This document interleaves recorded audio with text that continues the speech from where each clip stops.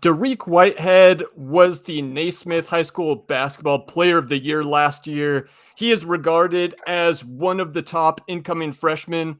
Where do we view him? What does he do better than anybody else in this class? But I'll also tell you why I'm a little bit lower on him coming up on this episode of the Locked On NBA Big Board podcast. You are Locked On NBA Big Board, part of the Locked On Podcast Network, your team every day.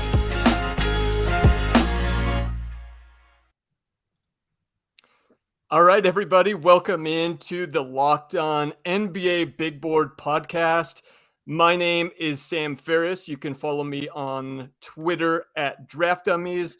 I'm there constantly posting my thoughts, some stats, some clips.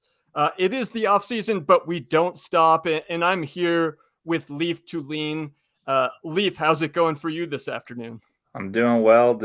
It's a rare week off of work for the most part, and I'm enjoying some tennis. I know, you and I, both tennis fans, we've enjoyed the U.S. Open, been some awesome matches. But we're here to talk basketball today, and today we wanted to do a bit of a deep dive, and we're going to do that on Dariq Whitehead. So I think kind of the first segment, we'll do some of the high-level stuff, as well as some of his strengths, what he does better than anybody else. We'll kind of hit on that. But I've got topics throughout the show as we go through. What are realistic ranges for him? What concerns do we have?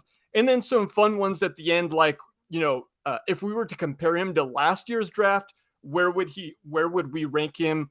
Does he lead Duke in scoring right off the bat? And a couple other fun categories as we go through. But before we get any further, we do have a title sponsor. This episode is brought to you by BetOnline. BetOnline has you covered this season with more props, odds, and lines than ever before. That's BetOnline, where the game starts. And of course, thank you, listeners, for tuning in, for making this your first listen today. Hopefully, that is the case every day. All right, so I'm going to start off with some of the high-level stuff on Dariq Whitehead, just for our listeners, because this is, a lot of these guys, this is the first time we've really hit on them in the show. These guys are going to be coming into college next year. These are the prospects we're going to be looking at and examining over the course of the next 10 months or so. But because it's the first time talking about a lot of these guys on the show, we want to hit on some of the high-level stuff. And so Dariq Whitehead went to Montverde Academy. He is now committed to go to Duke. 247 Recruiting Services had him as the number 2 recruit in the nation behind Dereck Lively, who's also going to Duke. He's a 6'6" wing, around 190 pounds. I've seen wingspan listed at 6'9", but I don't know if we have confirmed exact measurements on that. But around 6'6", 6'9", wingspan, 190 pounds. Plays kind of the 2-3 position. And again, ranked, you could see him anywhere from like 1 to 3, 1 to 5. He is one of the best prospects, like I said. Was voted the Naismith High School Player of the Year. The Athletic, looking forward to last year, has him projected to go number 5 in the 2023 draft. And one other note I wanted to hit on, he did recently, within the last few weeks, have surgery on a foot issue that he sustained in team workouts. But as far as we know now, there isn't all that much information. It sounds like he's going to be ready to play at least most of the season. Hopefully he's even ready to go early on.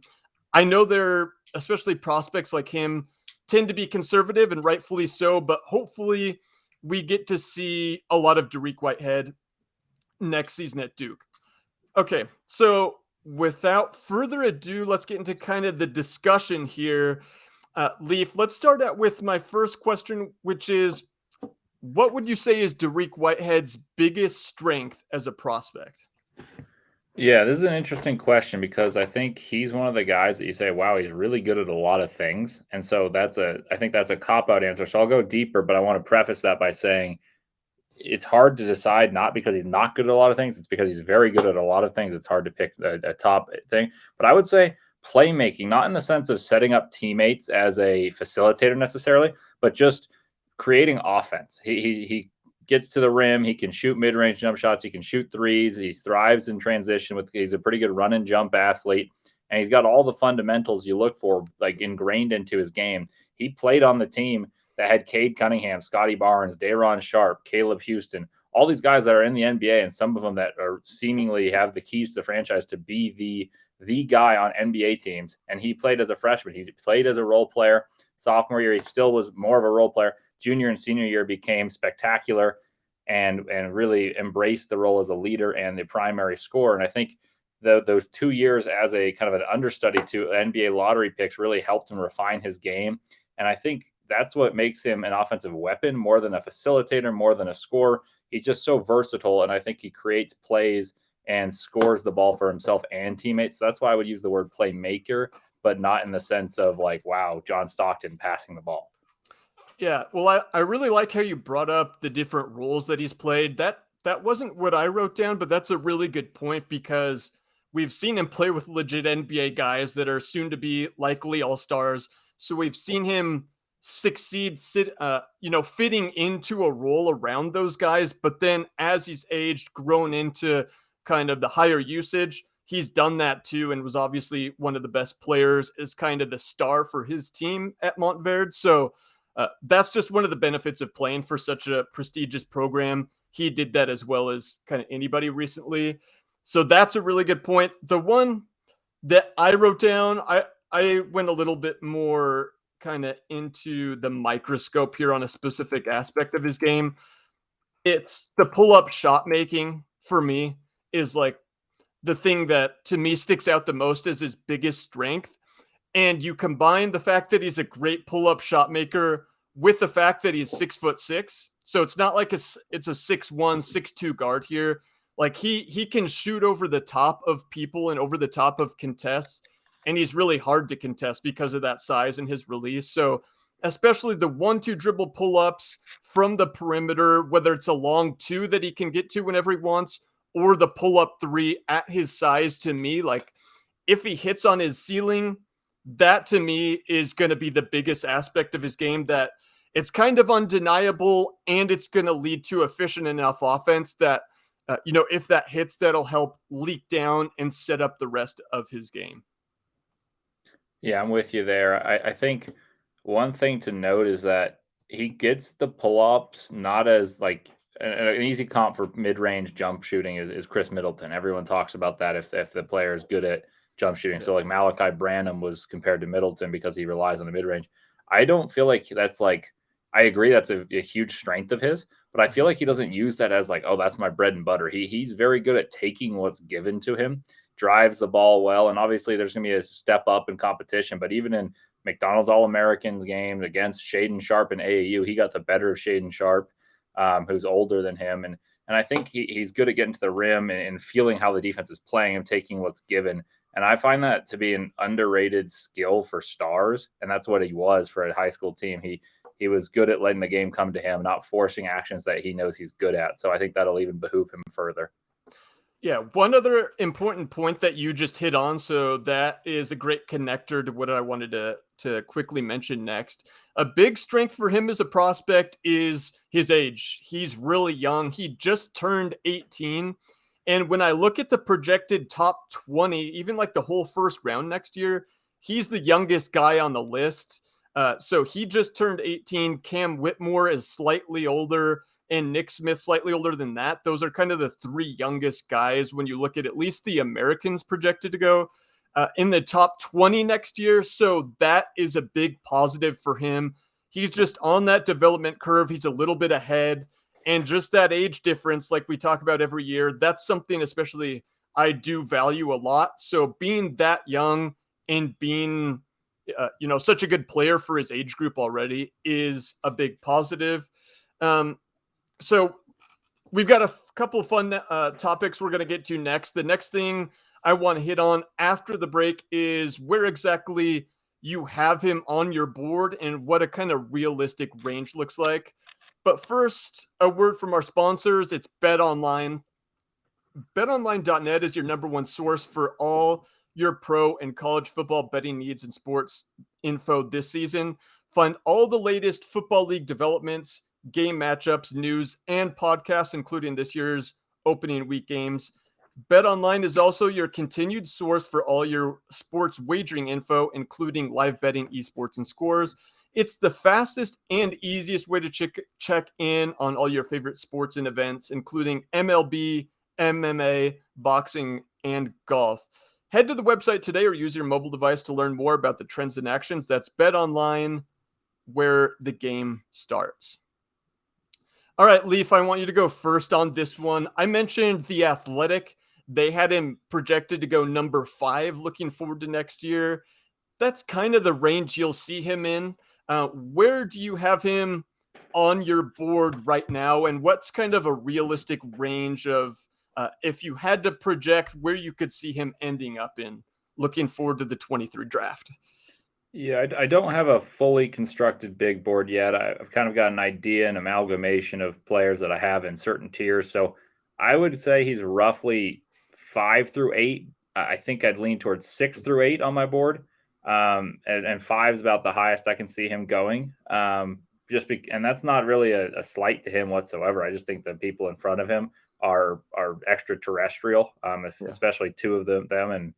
And I'm pretty high on the Thompson twins as well. So there's four guys I don't feel like he can pass up. Cam Whitmore's the guy that I have 5th, and I think he could pass him. But I think that's kind of the range for me in this draft. And it's both in terms of how far he can develop. And I feel like those guys have higher ceilings, but he may have a higher floor.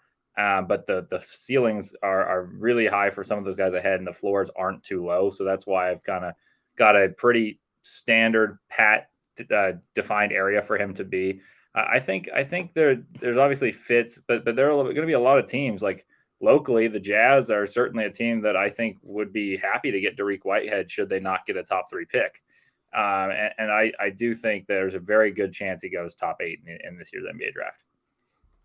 Yeah, I agree. So quickly on my board right now, again, it's super early. So this is certainly going to change as we look forward. But right now, I have him number 8 on my board. I could see him ending up really anywhere between 5 and 10 realistically.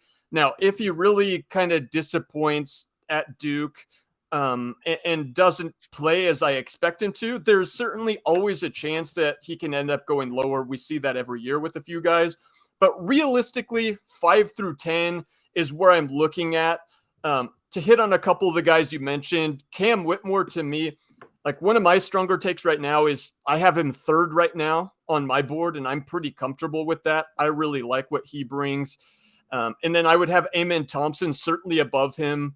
I have both Thompsons right now, but I think 5, to your point, to me, 5 is kind of his realistic ceiling and 10 his realistic floor in terms of outcome as we look forward to the draft. Obviously a ways to go. Some of this is going to change, but next question, Leif, is are there any concerns that you have about his game? And if so, what would be 1 or 2 that you would point to?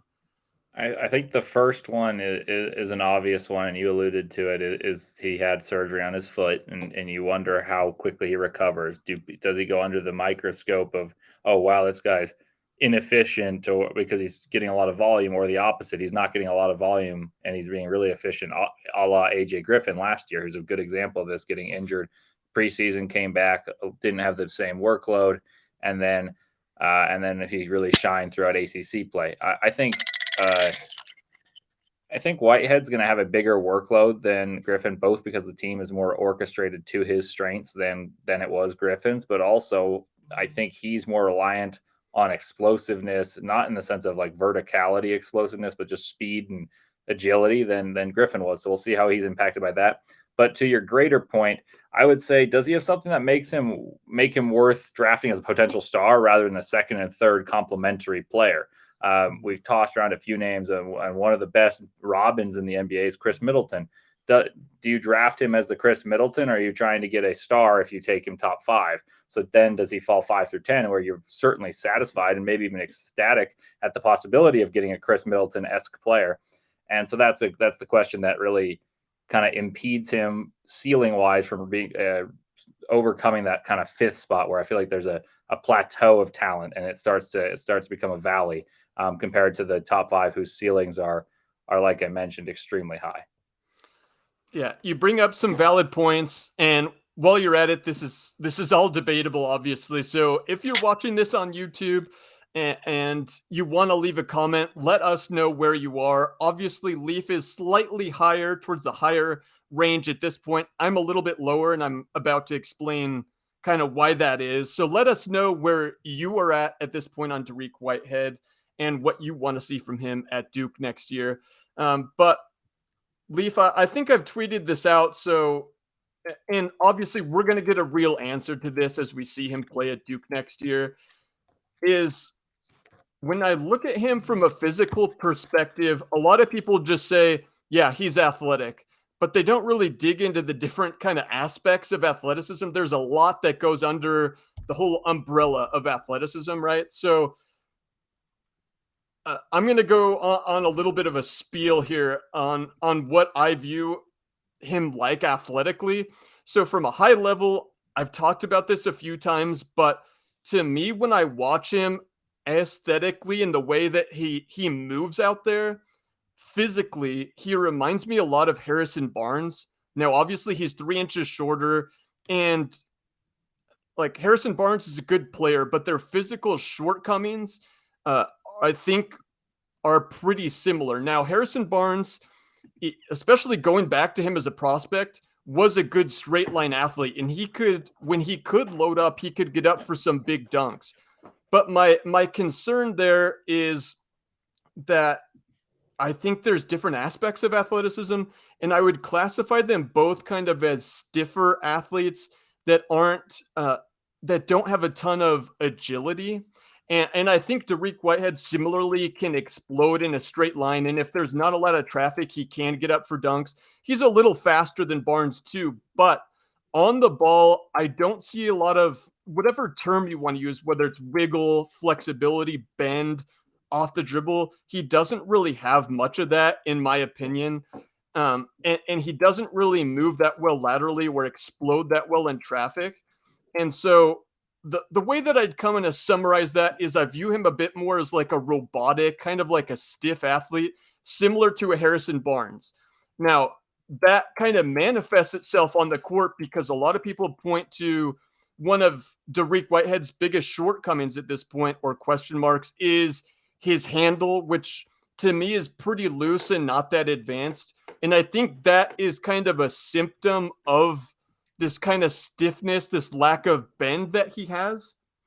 And so that manifests itself with the lack of a handle. And also, he's not that great of a finisher in traffic, in my opinion. Similar to Barnes, who also kind of jumps off 2 feet, but doesn't have a variety of different takeoffs, kind of has that same robotic athleticism. And so that's my question is, how is he going to look athletically against ACC athletes on an every night basis? I want to see what he does inside the arc, what that looks like, and whether he can really get to much off the bounce outside of a 1 or 2 dribble pull up. Now, we're going to get an answer to that this season at Duke for sure. Maybe I'm a little bit overreacting, but that's the main reason that I'm a little bit lower is I think, yeah, you just kind of got to dig a little bit deeper than, yeah, he's athletic. And I view those as some limitations that I'm not sure that he can get over. Are those things you've noticed? Am I overreacting? Do we just kind of have to wait and see? Where are you at on that? I think they're valid concerns. I think part of the appeal for what I mentioned at the beginning is that he's good at a lot of things, and you don't know exactly where his grade is because he's multifaceted in his approach. But I think like sometimes the rudimentary handle, which you bring up, I agree with, but he's simplistic, which I feel like can be a benefit and a downfall. And I wonder, is the bag more expansive than he showed because he could suffice by taking 2 dribbles, shooting that pull-up jump shot? I made this comment about Jabari Smith and about April, and I got a lot of people saying I was kind of crazy. I was like, Jabari doesn't do much other than the dribble to his left, pull up jump shot. He drives one way, he pulls up the other way. And I viewed that as a concern for him. And because I'd seen it against college level athletes, I felt like for Whitehead, it almost felt like it was simple and it was effective for him and it was winning basketball. And so the question mark will be, can he do it the same simplicity against ACC caliber athletes like you bring up? The other thing is I am not as anti non-explosive athleticism, because when I say he's a good run and jump athlete, I agree with you. He reminds me of Harrison Barnes, or as you mentioned, or someone who can, if he were to test, would test fine, but when he's on a basketball, the functionality isn't as explosive. But I feel like because of that, he's compensated and learned to be more refined in terms of the fundamentals of the game. He jump stops, he's crafty, head fakes. I think he's got a greater concept of how to play basketball at a younger age than most players. And so I find it as a potential ceiling lowerer, but the floor is raised because of those flaws, if we're going to say flaws. So I think those are valid concerns. I guess I'm a little less worried about the concerns, but I will have to see from the ACC perspective of how the athleticism compares to other pro caliber athletes. No, yeah, that's a good point. To me, it does affect his ceiling more than his floor, because with size, with the shooting, with the production he's already shown, like, he's not going to be a bust. It's just, can he be like a 1 or even like a high level 2 on like a good playoff team offensively? And like another guy that I'd actually kind of compare him to a little athletically in terms of the same limitations is a guy like Jason Tatum, who's also a little bit stiff. Like, his handle isn't that advanced. He doesn't really dribble by and explode by guys. But of course, the difference there is Jason Tatum is 6'9", right? So Tatum can either just shoot the pull up right over guys, or even catch in the high post, kind of like a KD turn and shoot over guys. He doesn't have the same size. So those are interesting points that I think we're gonna get answers to. But my main concern, which I think you are a little bit higher on, is I'm a little bit worried right now that his efficiency might suffer, because I think he will rely a lot on mid-range tough pull-up that are contested. And there were days even in high school against high-level teams where he was inefficient because the mid-range fadeaways weren't going in. And so I think that's going to be kind of amplified at the college level. And so I think the efficiency is a bit of a concern. Now, the way that he can overcome that is, instead of taking a lot of pull-up 2s, he can take pull-up 3s and make them. Because generally when we talk about efficiency, you want to get layups, you want to make 3s, you want to get to the free throw line. So to me, can he get to the rim for layups? Can he draw fouls to help supplement the efficiency? But I think this is a good lead into my next question, Leif, which is, what is it that you're going to be looking for and you want to see from Dariq Whitehead at Duke that's going to make you confident in having him in this range next year? I think a lot of it will be answered based off the athleticism, but one thing that I think could really elevate him in eyes of scouts is, does he take the ball out of Jeremy Roach's hand, who's an established ACC point guard who probably will be an all-conference caliber guard? Does he make Coach John Shire say, wow, this guy, we've got a rare talent, we want to develop him, but also this will help us win basketball games, and play him as a kind of combo guard rather than just a 2 guard and play the point guard? I think that would really elevate his stock. I think part of what his biggest appeal is and why his floor is so high is his headiness, his ability to pass and distribute the ball. So I really think that's a great sign. If he's able to play the 1 on 25% of possessions, maybe 30%, I think his stock really improves. And then obviously I'd really like for him to shoot a good percentage from 3, both off the dribble and catch and shoot, because people like us who like stats, I think that's a valid thing. If AJ Griffin shot so many catch and shoots at such a ridiculous level, how did he shoot off the bounce, is something that we naturally ask. I think Whitehead will have a different split, but I'd like to see good efficiency with that split, especially under not a new system necessarily, because Shire's been a Coach K disciple for years, but a new enthusiastic vigor to the Duke team. Yeah, no, that's a good point. Is how is the hierarchy gonna end up laying out, because they're so young, they have such good recruits. Is he going to be kind of like the number 1 usage guy does he play kind of on the ball, like you said? And that's going to be certainly interesting things that we're going to end up seeing. I think there's a chance that does happen. For me, the things I wrote down, number one, mostly interested to see how he does offensively inside the arc. This is what we just talked about. The paint scoring, can he dribble by guys and avoid just relying on the heavy diet of contested pull-ups? So that's one. Number two is, to me, his ceiling will be defined by how good he is as a shooter. So that's what you hit on, the 3-point percentage, the free throw percentage, and just the volume as well as how it looks. Can he turn a lot of those pull up twos into pull up threes and make them, semi consistently? And then the last one is defensively. What does he look like?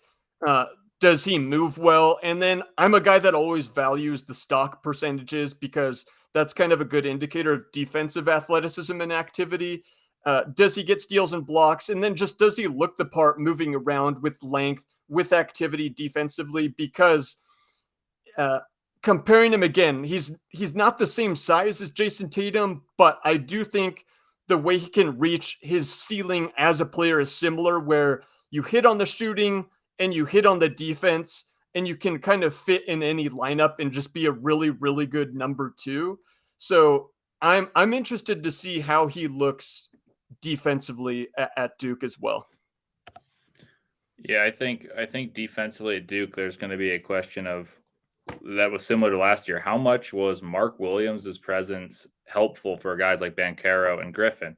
And this year, how is Derek Lively going to cover up for the wing defenders? Do they take more gambles? Do they increase their steal percentage but play worse team defense? I think these are all really interesting things, especially because in years past, Duke's played a lot of zone and maximize their size. Do they play man under Shire almost exclusively, or do they switch game to game? And I think there are a lot of question marks, such as strategy and how that impacts draft profiles and their stocks individually that we have no clue. Like, we can project as much as we want. We can say what their strengths are, but there are answers to our questions that we just won't know until they lace them up in late November. Yeah. And this Duke talk is a good lead into my next one, which is, do you think that Dariq Whitehead leads Duke in scoring? We'll say points per game in case he does miss some games. Do you think he leads them in scoring next year? I think so. I'd be more confident had he not hurt his foot, because I worry, like, okay, he's going to have a lowered role coming back, and then how well does he develop into the guy? Whereas if he came in as the guy and then scored, but I still think so, because I think he's the most multifaceted scorer on their team. I think Roach will have an increased volume than his previous 2 years, and I would guess he'd be second. I think Lively will kind of play the Mark Williams role, maybe be a touch better. I think he's better his freshman year, but Mark Williams was pretty phenomenal last year. If you watch it deeply, I thought he was the MVP of that team most games. Especially the shot blocking, like you said, the last line of defense last year. Yeah. Yeah, and then I mean, they don't have a Banchero who's the obvious answer. So I think it's going to be Whitehead. I think Flipkowski will score, but I don't think as a freshman he'll lead the team. So I would go with Whitehead with about 16 points per game. Yeah. Yeah. So Bart Torvik, which is one of the main sites I use, they do projections for next year, which are fun to look at.